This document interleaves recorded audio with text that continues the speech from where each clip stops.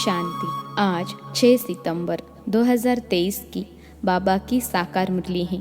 मुरली के महावाक्य हैं, मीठे बच्चे सर्विस का शौक रखो, विशाल बुद्धि बन, सर्विस की भिन्न भिन्न युक्तियाँ निकालो, जो बातें बिगर अर्थ हैं उन्हें करेक्ट करो। प्रश्न है, आत्मा जो अजामिल जैसी गंदी बन गई है उसको साफ करने का साधन क्या है? उत्तर है, उसे ज्ञान मान सरोवर में डुबो दो। अगर ज्ञान सागर में डूबे रहे तो आत्मा की मैल साफ हो जाएगी। दूसरा प्रश्न है, ब्राह्मणों के लिए सबसे बड़ा पाप कौन सा है? उत्तर है, ब्राह्मण अगर बाप की आज्ञा न माने तो यह बहुत बड़ा पाप है। बाप की पहली आज्ञा है, तुम मुझे निरंतर याद करो, लेकिन बच्चे इसमें ही फेल हो जाते हैं। फिर माया कोई न कोई विकर्म करा देती है। गीत है, छोड़ भी दे आकाश सिंहासन। ओम शांति। बच्चों की बुद्धि में क्या आता है? कौन आया है? बाप, टीचर, सदगुरु। माता पिता अक्षर तो ज़रूर चाहिए। माता पिता अक्षर भारत में प्रचलित हैं। तुम माता पिता, पीछे तुम कह सकते हो बाप दादा। वैसे तो माता पिता में बाप दादा आ जाता है, परंतु नहीं, यह समझाने का तरीका है। क्योंकि बाप है, माँ भी ज़रूर चाहिए। अब माता पहले कौन है? यह है गुह्यते गुह्य बात, जो कोई समझ न सके। क्या प्रजापिता ब्रह्मा होने से भी माता चाहिए? प्रजापिता ब्रह्मा के साथ कोई प्रजापत्नी भी चाहिए? नहीं, प्रजापत्नी नहीं चाहिए, क्योंकि यह मुख वंशावली है, इसलिए ब्रह्मा की पत्नी कोई हो नहीं सकती। यह बहुत गुह्य और गंभीर बातें हैं। इसे समझने और धारण करने के लिए बुद्धि चाहिए।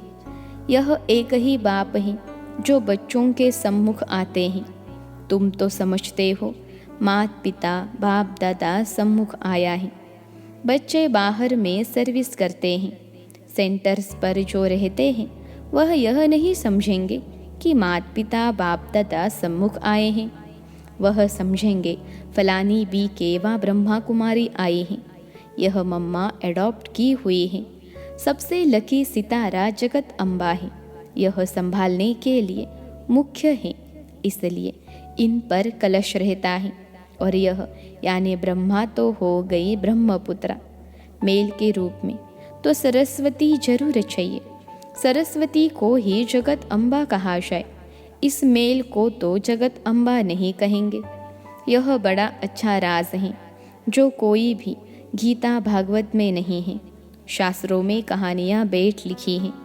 5000 वर्ष पहले व 2500 वर्ष पहले क्या हुआ था सो बैठ लिखते हैं।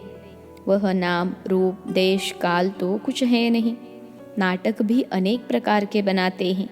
यह बाप बैठ सम्मुख अच्छी रीति समझाते हैं कि बच्चे हर एक बात को पूरा समझ जाए। इन गीतों में भी कई बिगर अर्थ अक्षर हैं।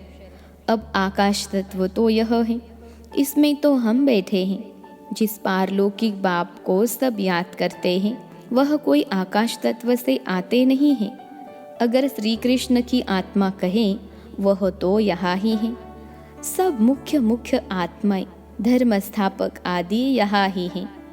श्री कृष्ण की आत्मा भी 84वें जन्म में यहाँ ही है।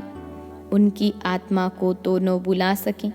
यह परमपिता परमात्मा को बुलाया जाता है कि आओ अपना महतत्व निर्वाण धाम छोड़कर वहाँ से आओ। तुम आत्माओं का सिंहासन तो महतत्व है। आकाश में तो तुम जीव आत्माएं रहती हो।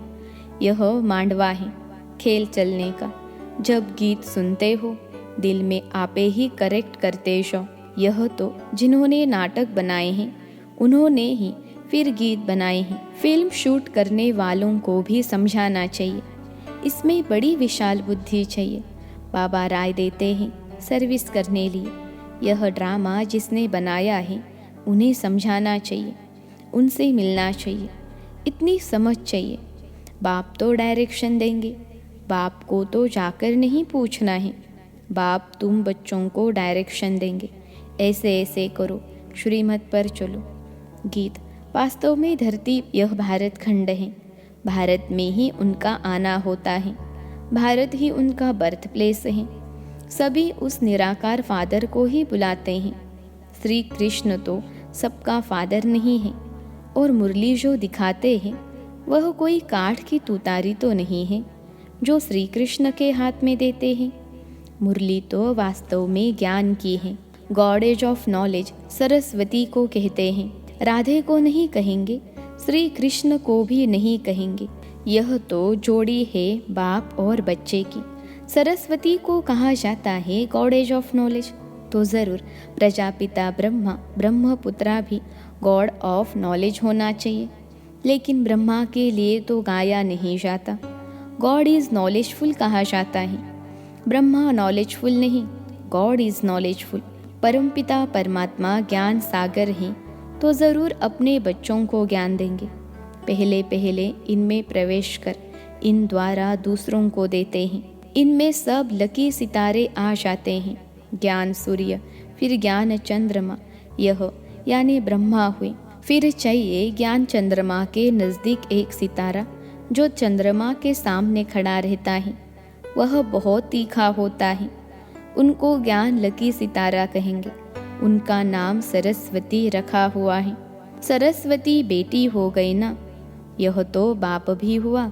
बड़ी नदी भी हुई, बहुत बड़ी नदी है। सब नदियों का मेल सागर में होता है। सागर और नदियों का मेला होता है।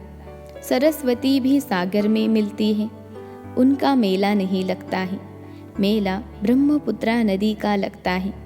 यह नदी वंडरफुल है, मेल है। नदी तो फीमेल को कहा जाता है। यह गुह्य राज बहुत समझने लायक है, परंतु यह बातें पहले पहले कोई को नहीं बतानी चाहिए।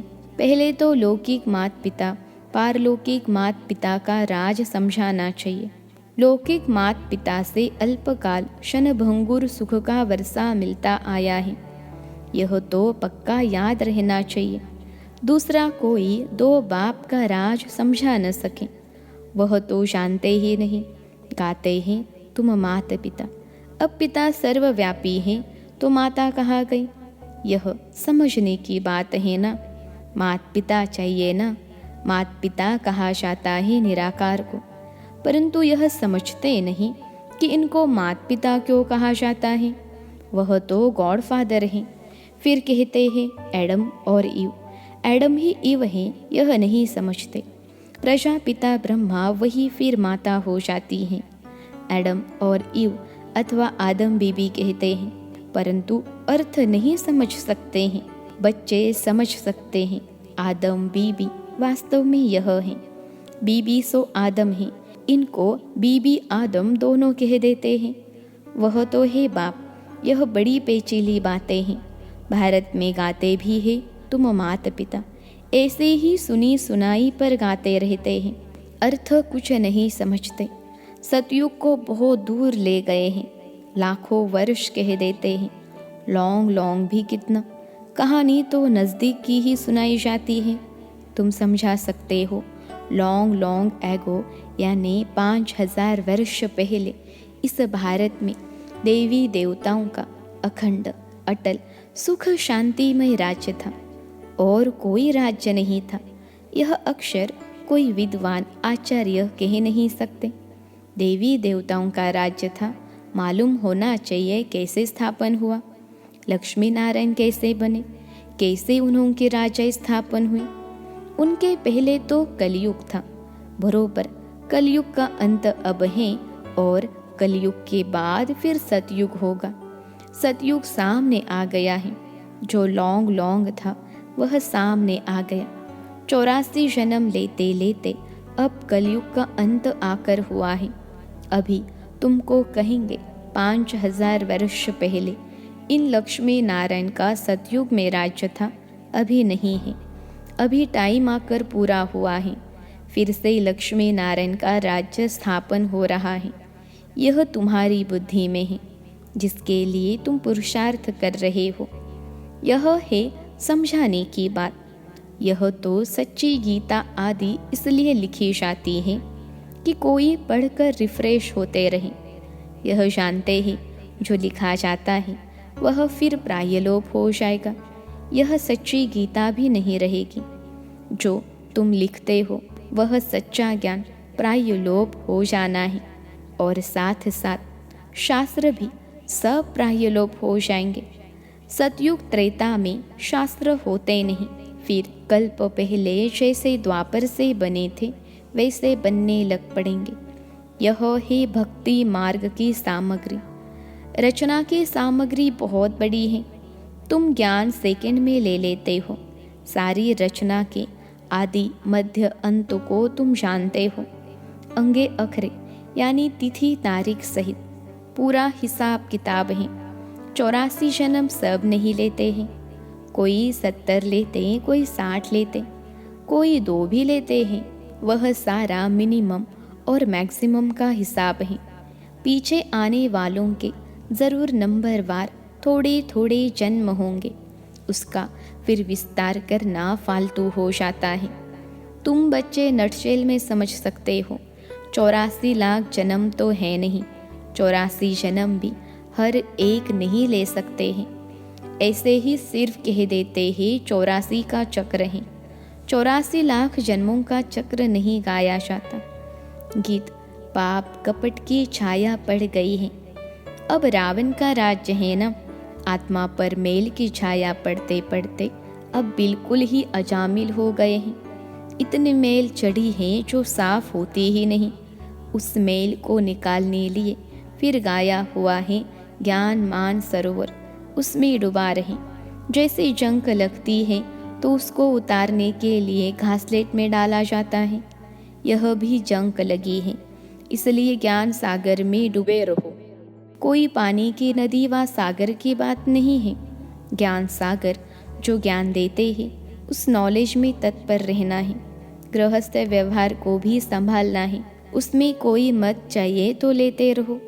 हर एक का कर्म बंधन अपना अपना है। सर्जन सबके लिए एक ही दवा नहीं देते हैं। हर एक का कर्म बंधन, हर एक की बीमारी अपनी अपनी है। यह 5 विकारों की बीमारी महाभारी है। इस बीमारी को कोई जानते ही नहीं है। यह कब से शुरू होती है? आत्मा को बीमारी लगने से शरीर को भी बीमारी लग जाती है। आत्मा में दुख पड़ता है तो शरीर में भी पड़ जाता है। यह बातें शास्त्रों में नहीं है। वह तो भक्ति मार्ग का भक्ति कांड है। भक्ति का भी बाबा ने बताया है कि पहले होती है अव्यभिचारी भक्ति, फिर रजोगुनी व्यभिचारी भक्ति, फिर व्यभिचारी तमोगुनी भक्ति। जैसी जैसी भक्तों की अवस्था वैसी भक्ति भी हो जाती है। ज्ञान भी ऐसे उतरता है। पहले 16 कला, फिर 14 कला, फिर 12 कला। प्रारब्ध जो बनती है वह फिर उतरती जाती है। तुम बच्चे जानते हो यह कमाई है। कमाई में विघ्न पड़ते हैं, दशाएं बदलती हैं। पूछते हैं हमारे ऊपर कौन सी दशा बैठी हुई है।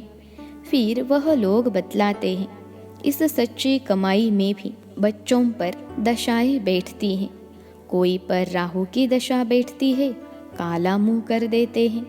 बृहस्पति की दशा थी, फिर माया ने थप्पड़ लगाया तो राहु की दशा बैठ गई। काम में गिरा और फट से राहु का ग्रहण लगा। ताला बंद हो जाता है। यह ही गुप्त कड़ी सजा। वह फिर कभी कह नहीं सकेंगे कि भगवानुवाच काम महाशत्रु हैं। सन्यासी भी काम महाशत्रु के कारण ही स्त्री को छोड़ चले जाते हैं। यह भी निवृत्ति मार्ग की पवित्रता भारतवासियों के लिए अच्छी है। भारतवासी ही पवित्र से अपवित्र बनते हैं तो उन्हों को थमाने के लिए यह सन्यासी है। मरम्मत के लिए यह पवित्रता है। पवित्रता की ताकत से ही सृष्टि इतना चलती है। अभी तो वे भी पतित बन पड़े हैं। तुम्हें उनकी भी सर्विस करनी है। सर्विस का तुम बच्चों को बहुत बहुत शौक रहना चाहिए। बेकायदे कोई भी चलन नहीं चलनी है। भल पुरुषार्थी हो, संपूर्ण तो कोई नहीं बना है। कुछ न कुछ पाप होते रहते हैं। बाप की आज्ञा न माना यह भी बड़ा पाप है। बाप का फरमान है, निरंतर मुझे याद करो। जानता हो कि कर नहीं सकेंगे, परंतु तुम पूरा पुरुषार्थ ही नहीं करते हो। जो करेंगे वह अच्छा पद पाएंगे। अच्छा, मीठे मीठे सिखिलते बच्चों प्रति माता पिता बाप दादा का याद प्यार और गुड मॉर्निंग। रूहानी बाप के रूहानी बच्चों को नमस्ते। हम रूहानी बच्चों की सिखिलते रूहानी माता पिता बाप दादा को याद प्यार, गुड मॉर्निंग और नमस्ते बाबा नमस्ते। धारणा के लिए मुख्य सार पहली पॉइंट है, 5 विकारों की बीमारी से मुक्त होने के लिए सर्जन की राय लेते रहना है। आत्मा पर कोई बीमारी न लगे, इसकी संभाल करनी है। दूसरी पॉइंट है, सच्ची कमाई करनी और करानी है। कोई भी बेकायदे चलन नहीं चलनी है। राहु की दशा कभी न बैठे, इसके लिए बाप के फरमान पर सदा चलना है। आज का वरदान है, याद और सेवा द्वारा सब चक्करों को समाप्त कर क्षमा पर फिदा होने वाले सच्चे परवाने भव। याद और सेवा द्वारा सब चक्करों को समाप्त कर क्षमा पर फिदा होने वाले सच्चे परवाने भव। विश्लेषण है, जो बच्चे याद और सेवा में सदा बिजी रहते हैं वह सभी चक्करों से सहज ही मुक्त हो जाते हैं। कोई भी चक्र रहा हुआ होगा तो चक्कर ही लगाते रहेंगे। कभी संबंधों का चक्कर, कभी अपने स्वभाव संस्कार का चक्कर। ऐसे व्यर्थ के सभी चक्कर समाप्त तब होंगे जब बुद्धि में सिवाय क्षमा के और कुछ भी न हो। क्षमा पर फिदा होने वाले क्षमा के समान बन जाते हैं। ऐसे फिदा होने वाले अर्थात समा जाने वाले ही सच्चे परवाने हैं। आज का स्लोगन है, जो सच्चे पारस बने हैं उनके संग में लोहे सदृश आत्माएं भी सोना बन जाती हैं। जो सच्चे पारस बने हैं उनके संग में लोहे सदृश आत्माएं भी सोना बन जाती हैं। अच्छा, ओम शांति।